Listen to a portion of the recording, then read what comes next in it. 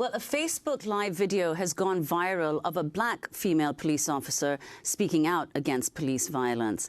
This is Officer Nakia Jones of Warrensville Heights, Ohio. How dare you stand next to me in the same uniform and murder somebody? How dare you? You ought to be ashamed of yourself. So why don't we just keep it real? If you're that officer, then know good and well you got a God complex. You're afraid of people that don't look like you. You have no business in that uniform. Take it off.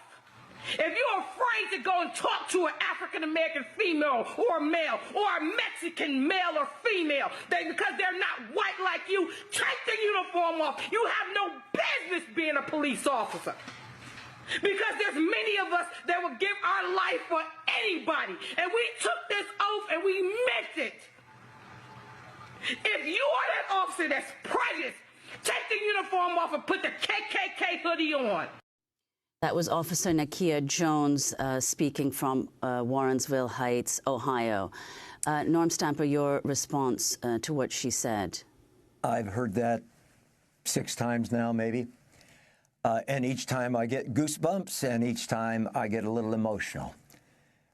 Everybody's talking about a conversation about race. I believe in dialogue. I believe it's important for us to expose our true feelings in safe settings. I really do believe in all of that, but I also believe very firmly that white police officers, those who are so inclined to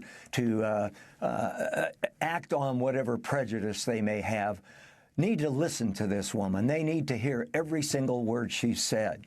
She is expressing the rage of an entire people. She is expressing her truth about her fellow, her brothers and sisters in law enforcement. How dare they exhibit the kind of racism that suggests, among other things, their own internal prejudice and their own fear. If prejudice means anything, it means ignorance and fear. And if we don't confront it forcefully, as she has done, I'm afraid we're going to continue to have polite conversations that will get us nowhere. Norm Stamper, why aren't these police officers who are seeing on video gun down people, whether it is Alton Sterling or Philando Castile, whether it is here in New York, Delron Small, a man who now we have a video of was involved in some kind of traffic altercation with another man, went up to his car, the man blew him away. It turned out he was just coming off the job as a police officer that night, Wayne Isaacs. We have the video. There is the evidence. Why aren't these police officers arrested?